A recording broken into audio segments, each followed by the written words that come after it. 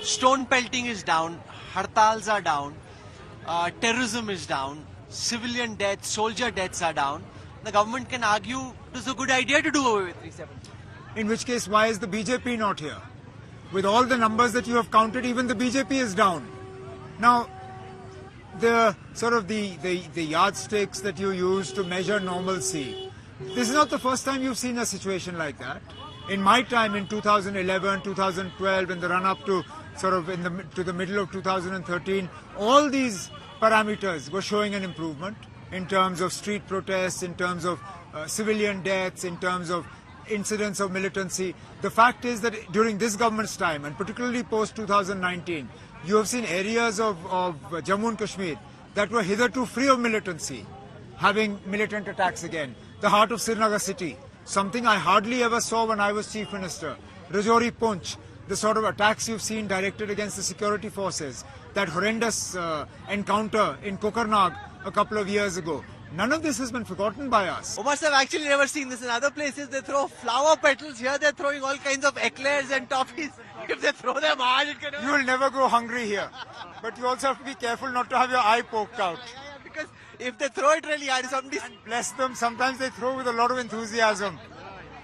Especially if they can't catch your attention, you get one whack really fast. I have been known to get a few.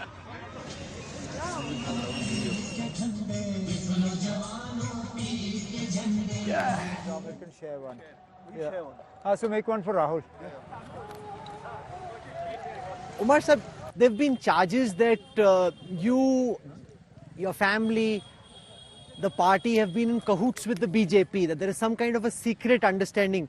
You know, like Devendra Rana used to be with you for so long. He, Ghulam Nabi Azad, many have said that there's some kind of like a secret understanding between the Abdullahs and the BJP. Yeah, which is why the BJP is going out of its way to defeat us. If we were in cahoots with them, the South Kashmir election would never have been postponed.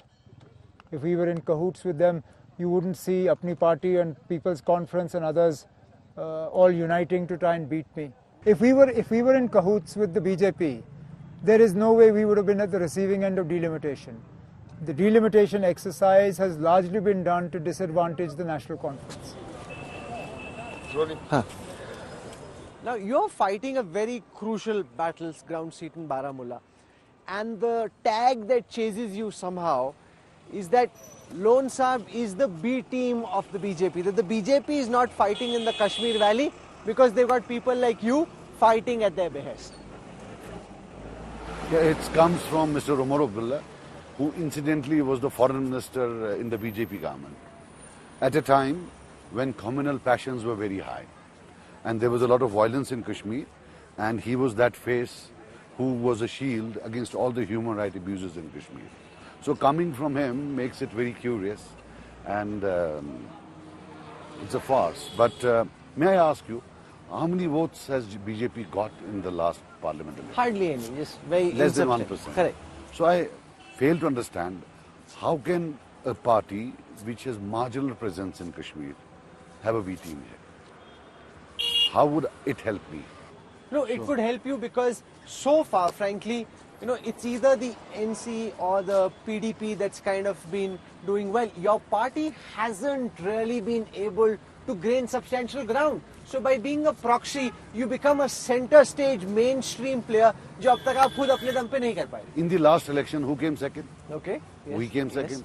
Yet you think we haven't done anything substantial.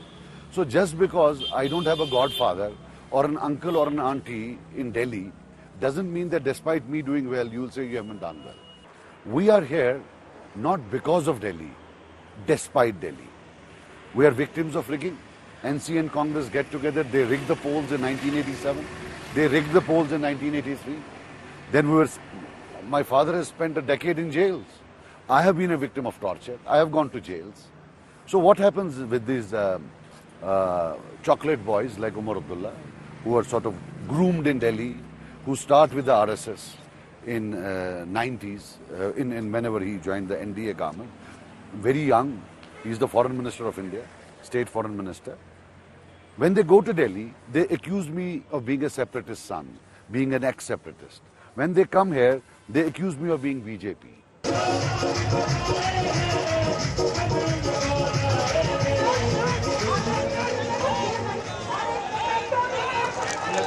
स्वागत करें। Naveen ji, we've heard you on the stage earlier in Congress colours. You're now attired completely in saffron. How is the transition going for you? It's going on very well. I'm really happy that I made the switch, and it's a very well organized party, very disciplined party, and we've always had very good. In my constituency, I've always had very good relations with everybody. I work for everybody. I did not ask people what party they are from, when they used to come to me. So the people in my constituency, they love me, and also they are very inspired by the leadership of Mr. Modi, the way he has worked in the last 10 years. And the way Haryana government has also worked in the last 9.5 years, people are very happy with BJP. So I'm getting a lot of support from all the people. Some were saying, why does he need to do it? And he can live a good life, play polo, run your business. You know, why इतना धक्का क्यों खाना है भाई?